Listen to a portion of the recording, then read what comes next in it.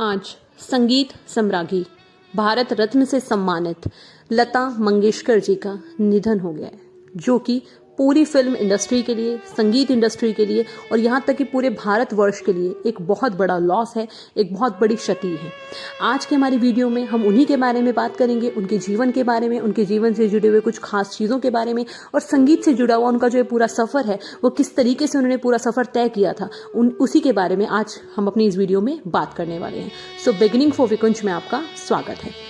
अगर सबसे पहले हम बात कर लेते हैं कि लता मंगेशकर जी, जिनको कि हम क्या कहते हैं, नाइटिंगेल ऑफ इंडिया के नाम से भी जानते हैं और क्वीन ऑफ मेलोडी के नाम से भी जानते हैं। दैट मीन्स कि कोकिला कहा जाता था उनको, हमारी भारत की कोकिला।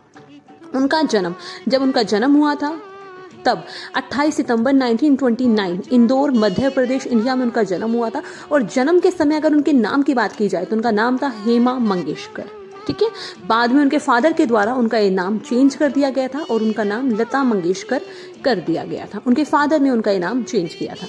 अगर उनकी डेथ की बात की जाए तो आज ही के दिन, दैट मीन्स 6 फरवरी 2022 को 92 साल की उम्र में कोविड-19 की वजह से ब्रिच कैंडी हॉस्पिटल मुंबई महाराष्ट्र में उनकी डेथ हुई है। ओके, अगर हम बात करें संगीत की दुनिया की, तो संगीत की दुनिया के साथ उनका सफ़र सिर्फ महज 13 साल की उम्र से शुरू हो गया था और उन्होंने 1942 में सबसे पहला अपना सॉन्ग रिकॉर्ड किया था। और उन्होंने अब तक अगर हम कहें तो 30,000 से भी ज़्यादा गाने गाए हैं, वो भी अलग अलग भाषाओं में। उनके अगर हम जैसे कुछ खास नाम की बात करें तो उनको queen of melody and Nightingale of India के नाम से भी हम जानते हैं। और उन्होंने बॉलीवुड में अगर हम बात करें या फिर बॉलीवुड से बाहर भी, तो मेनली उन्होंने as a playback singer काम किया है। वैसे वो कंपोजर एंड प्रोड्यूसर भी रही हैं। अवार्ड्स एंड ऑनर्स की बात करें तो उनको नेशनल फिल्म अवार्ड मिला है, BFJF अवार्ड मिला है, film fair awards for best female playback singer मिला है, film fair life time achievement award मिला है। ये सभी अवार्ड उनको कई बार अपने बहुत सारे गानों की वजह से मिले हैं, कई फिल्मों की वजह से मिले हैं। ऑनर्स की बात करें तो उनको, जैसे मैंने आपको बताया कि भारत के सबसे बड़े अवार्ड से उनको सम्मानित किया गया, भारत रत्न, जो कि उनको 2001 में दिया गया था। उससे पहले उनको पद्म भूषण मिला हुआ है, दादा साहब फाल्के अवार्ड मिला है, महाराष्ट्र भूषण अवार्ड मिला है और पद्म विभूषण अवार्ड मिला है। और इसी के साथ विदेश में भी उनको सम्मानित किया है और उनको लीजन ऑफ ऑनर, जो कि फ्रांस का सबसे हाईएस्ट अवार्ड है, वो उनको मिला था 2007 में। अगर हम बात करें सबसे पहले उनके हिंदी सॉन्ग की, तो उनका सबसे पहला हिंदी सॉन्ग था माता एक सपूत की दुनिया बदल दे तू। जैसा कि मैंने आपको बताया कि उन्होंने बहुत सारे गाने गाए हैं, तो उन्होंने, अगर हम बात करें कि उनके सॉन्ग रिकॉर्डिंग्स के बारे में, तो उन्होंने कम से एटलीस्ट 36 से भी ज़्यादा, that means 36 Indian languages as well as foreign languages में गाने गाए हैं। अगर मैं इंडिया की बात करूं, इंडियन लैंग्वेज की बात करूं, तो प्राइमरली उन्होंने हिंदी एंड मराठी भाषा में सबसे ज़्यादा गाने गाए हैं। इसके अलावा 1974 में, जैसे कि मैंने आपको बताया था, उन्होंने विदेशों में भी अपने गाने गाए हैं। तो वो पहली ऐसी इंडियन है जिन्होंने विदेश में परफॉर्म किया था। कहाँ पर? रॉयल एल्बर्ट हॉल लंदन में। ठीक है, और इसके अलावा अब बात कर लेते हैं अगर उनके पेरेंट्स के बारे में और उनकी अर्ली लाइफ के बारे में, तो उनके पिता का नाम दीनानाथ मंगेशकर था, जो कि एक मराठी और कोंकणी म्यूजिशियन थे। उनकी मदर का नाम श्रेवांत है। ठीक है, और वो भी एक संगीत घराने से ही बिलोंग करती थी। ये अपने माता पिता की सबसे बड़ी बेटी थी। और जो मंगेशकर, इनका जो सरनेम है, वो उनके नेटिव टाउन, जहाँ से वो बिलोंग करते थे, मंगेशी, गोवा में एक नेटिव टाउन है, वहाँ से बिलोंग करता है। जैसा कि मैंने आपको बताया, उनका नाम शुरुआत में हेमा मंगेशकर था, बाद में लता मंगेशकर, उनके फादर के द्वारा उनका नाम चेंज किया गया।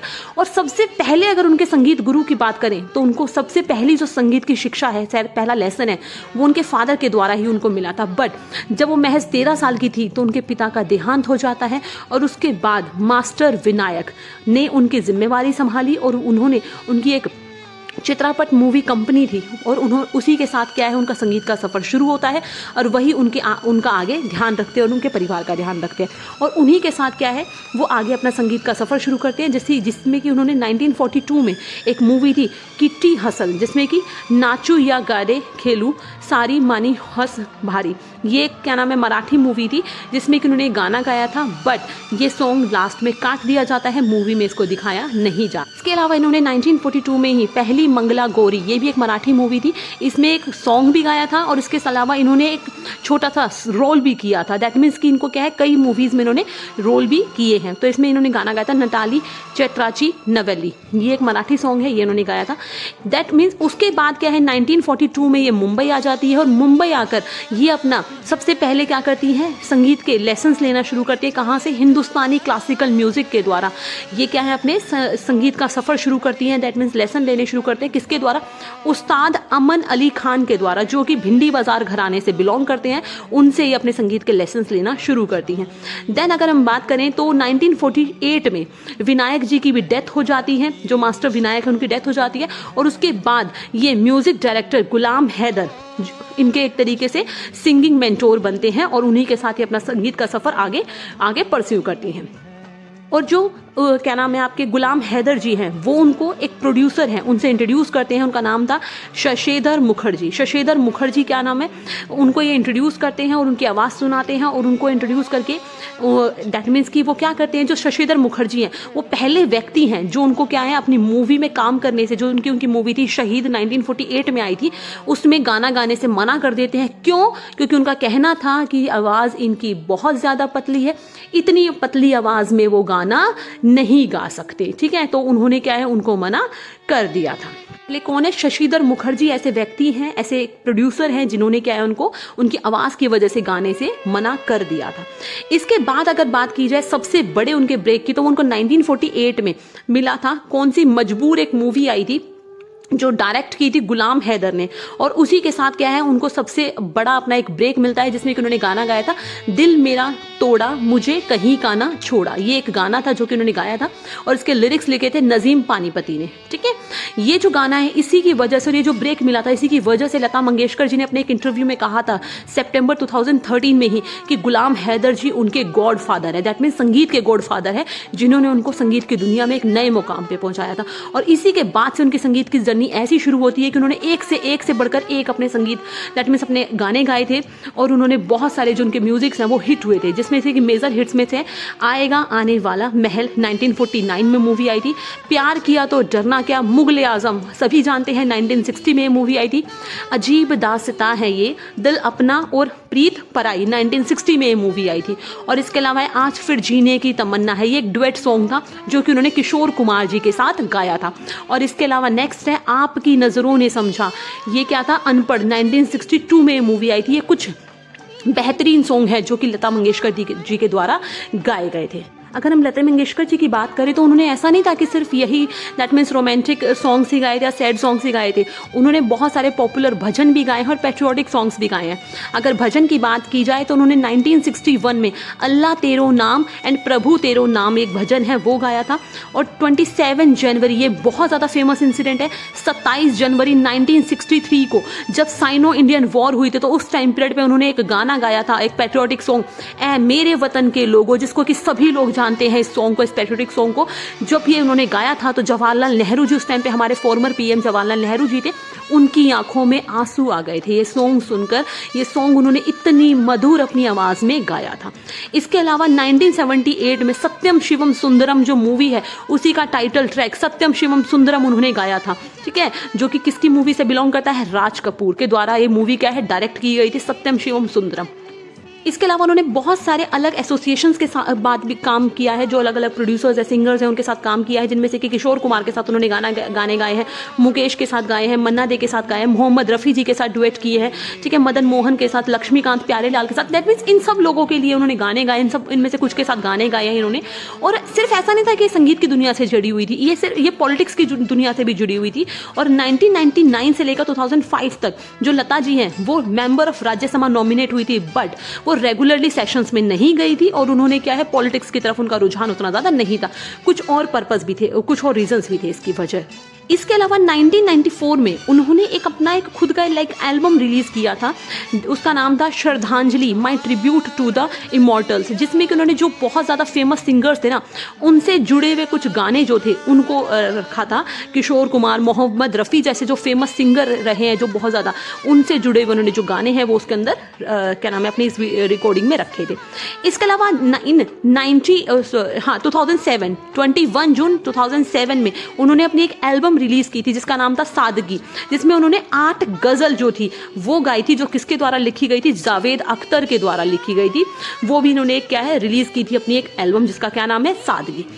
अगर हम आगे देखें तो 28 नवंबर 2012 को मंगेशकर जी ने अपना खुद का एक क्या नाम है म्यूजिक लेबल लॉन्च किया था जिसका नाम था LM म्यूजिक, ओके, जिसमें उन्होंने अपनी खुद की एक भजन की एक एल्बम निकाली थी जिसका नाम था स्वामी सम्राट महामंत्र, ठीक है, जिसको कंपोज किया था किसने, मयूरेश राय ने।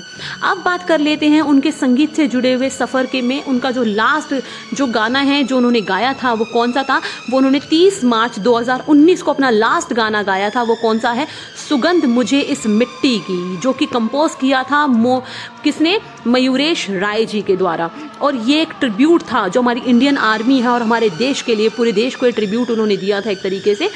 जैसा कि मैंने आपको बताया, इनको महाराष्ट्र स्टेट गवर्नमेंट के द्वारा भी अवार्ड दिया गया था, महाराष्ट्र भूषण इनको मिला था।